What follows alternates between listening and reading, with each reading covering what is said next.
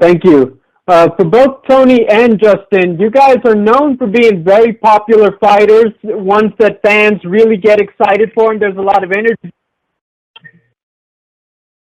Have you guys, just how do you envision for both of you the experience of going out there and there's not going to be that big crowd?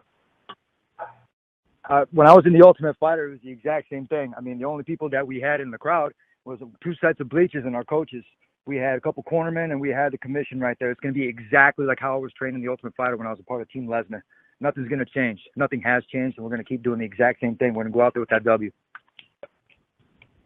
Me and Tony grew up wrestlers, and for Justin, you never knew how many people were going to be in that arena, in the gym.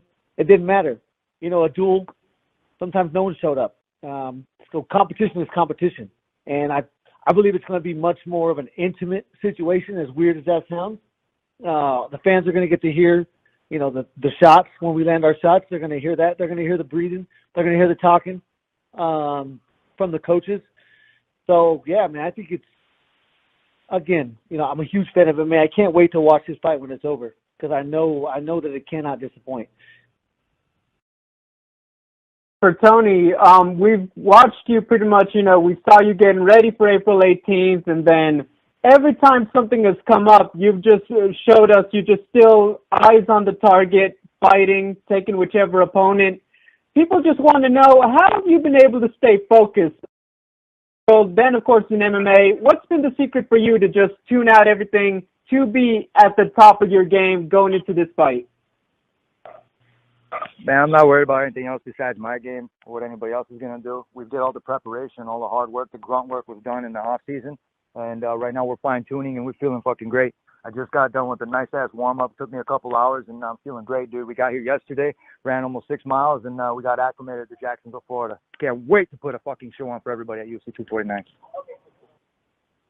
And finally, for Justin, earlier this year, we were thinking you were going to be on the outside looking in while everything gets sorted out with Tony Khabib, with everything else. Now you have a great opportunity to almost flip the entire lightweight division upside down. Can you just talk about what it's been like, that roller coaster of emotions as you go into this one? Yeah, as a fighter, you want control. You want at least a say or control of your destiny. That's all I was asking for, was to not get looked over or to not get passed by because of politics. Things worked out the way they did, and now I got exactly what I asked for. I get the ultimate say in my destiny, and that's all I ever wanted. Thank you, gentlemen. Yes, sir.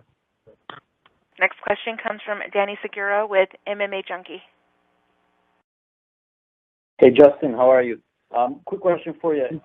Tony has obviously been on an incredible win streak, and he's basically said, how this is going to be another title defense for him. Do you see him that way? Do you believe he's almost like the uncrowned champion of the lightweight division? Yeah, he fought a huge fight, won that belt, and then they took it from him. So, I didn't agree with it. And yeah, just be certain. He got the title fight. He was, this fight was set up, and because of these unfortunate circumstances, we had to move on. He had to move in a different direction, and luckily, I'm the one that got the call, man. Because again, all I wanted to say, win or lose, max effort. That's all that matters to me. My family will love me. My dog don't give a shit if I win or lose. So yeah, it's max effort, and that's it. That's all that matters. Yeah. And any concerns you mentioned there, like you didn't agree with how they took the belt away from him. Any concerns that you might get the interim title and maybe not get the shot at Khabib, or is that not in your mind? My life does not exist after May 9th. I don't know, don't care, doesn't matter. I'll figure that out when it's one day at a time for me. I am in control of my thoughts, my emotions, and outside that, I don't have much control of much else. And a few questions ago, you mentioned, how the game has politics in the division, all that. How much did the politics influence the decision to jump at this opportunity, given the fact that, these opportunities don't come around often? No, you don't ever. There's not very often you're going to get a chance to fight for a world title on the biggest stage in the world, much less during a pandemic when there's zero sports going on. You're going to be the only one on TV.